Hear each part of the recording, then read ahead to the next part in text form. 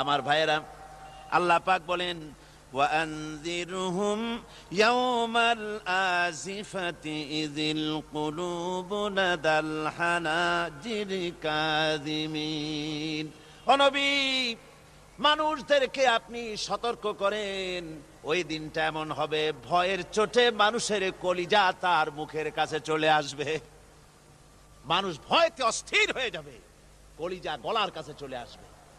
সেই দিনের কথা তাদের শোনায় দেন। ওই দিনটা এমন মারাত্মক দিন। ফাকাইফা তাত্তাকুনা ইন কাফারতুম ইয়াওমা ইয়াজআলু বিলদানা শিবা। সেদিন ভয়ে চিন্তায় যুবক ছেলে বৃদ্ধে পরিণত হয়ে যাবে, কিশোরগুলি তরুণগুলি বৃদ্ধে পরিণত হয়ে যাবে। আমার বন্ধুগণ, মানুষ সেদিন দিক বিদিক হয়ে দৌড়াতে থাকবে, পালাবো কোথায়? আল্লাহ কোরআন শরীফে সব কথা বলে দিয়েছেন। ইয়াকুলুল ইনসানু আইনাল মাফার, কোথায় ভাগবো, পালাবো কোথায়? অস্থির হয়ে মানুষ দৌড়াতে থাকবে, পালাবো কোথায়, যাব কোথায়? আল্লাহ বলেন কাল্লা লা ওয়াজারা ইলা রাব্বিকা ইয়াউমাইযিনিল মুস্তাকার।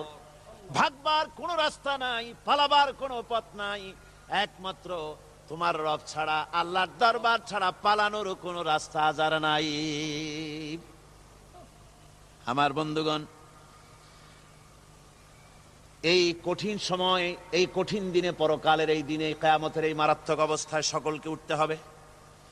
আল্লাহ পাক বলেন এরপরে কিয়ামত অনুষ্ঠিত হয়ে যাবে।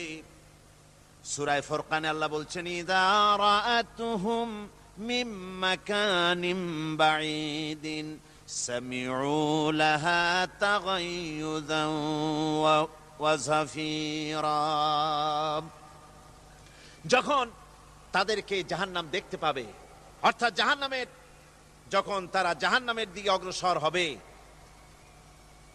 তখন তারা দূর থেকেই জাহান্নামের ক্রোধ এবং তেজস্বী আওয়াজ শুনতে পাবে। জাহান্নামের আওয়াজ, বিকট আওয়াজ। ওই যে কক্সবাজারে সমুদ্র সৈকতে ভ্রমণ করতে গিয়ে সমুদ্রের তুফানের আওয়াজ শুনছেন না? কথা কন না কেন? সমুদ্রের তুফানের আওয়াজ শুনেছেন তো? এইটা কি? এটা কিছুই না, এক থেকে মারাত্মক আওয়াজ, তেজস্বী ক্রোধের আওয়াজ কানের মধ্যে আসতে থাকবে জাহান্নামীদের। আল্লাহ রাব্বুল আলামিন বলেন